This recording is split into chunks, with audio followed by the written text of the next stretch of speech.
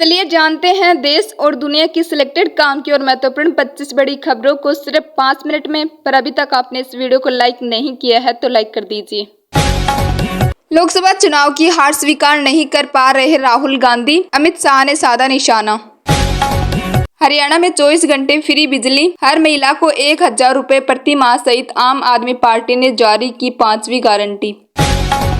अंधविश्वास होता है लेकिन आस्था कभी अंधी नहीं होती, ये अंग्रेजों की साजिश, बोले संघ प्रमुख मोहन भागवत। यूपीएससी चेयरमैन मनोज सोनी ने कार्यकाल खत्म होने से 5 साल पहले ही दिया इस्तीफा, बोले इसका पूजा खेड़कर विवाद से संबंध नहीं। गुजरात में 36 घंटे में 565 mm बारिश, वाराणसी के घाटों पर एनडीआरएफ तैनात व 11 राज्यों में भारी बारिश का अलर्ट। एशिया कप में भारतीय महिला टीम का जीत से आगाज, पाकिस्तान को बुरी तरह रौंदा।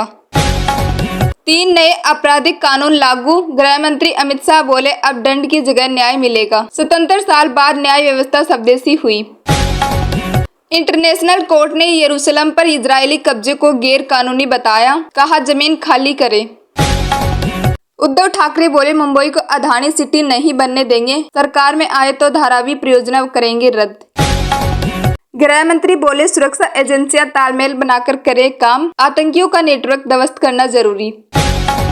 सीजीआई चंद्रचूड़ ने कहा दिल्ली को समस्या का सामना करना पड़े तो समाधान के लिए तमिलनाडु की ओर देखना होगा।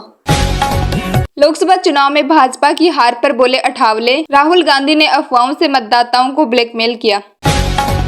राज्य में अमित शाह बोले झारखंड में पूर्ण बहुमत से सरकार बनाएगी बीजेपी, कहा चुनाव किसी और ने जीता, अहंकार कांग्रेस को आया।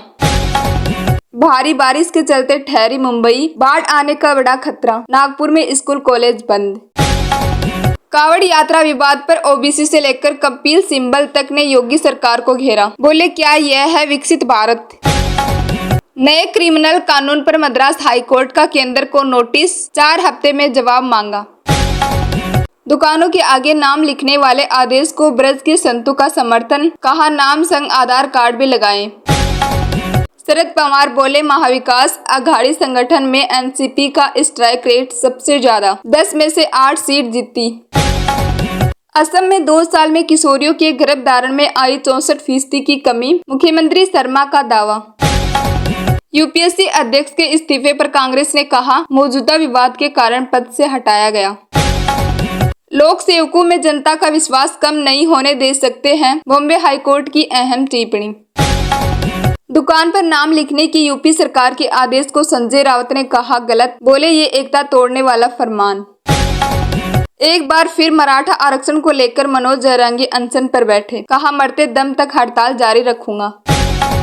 कल हमने प्रौद्योगिकी पर निर्भर होने का बुरा असर देखा, माइक्रोसॉफ्ट आउटेज पर बोले सीजीआई चंद्रचूड़।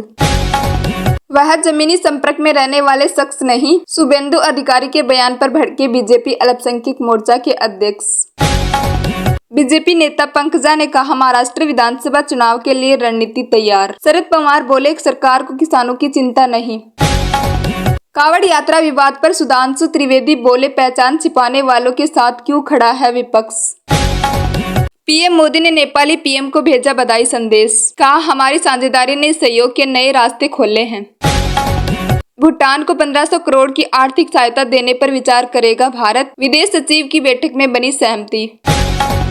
ऋण वृद्धि जमा वृद्धि से अधिक नहीं हो, आरबीआई गवर्नर ने बैंकों को चेताया, कहा संतुलन रखे। बिल्किस बानो केस में दोषियों की अंतरिम जमानत याचिका खारिज। राज्य में घट रही जनजातीय आबादी, सरकार बनने पर श्वेत पत्र लाएगी बीजेपी, राज्य में गरजे अमित शाह।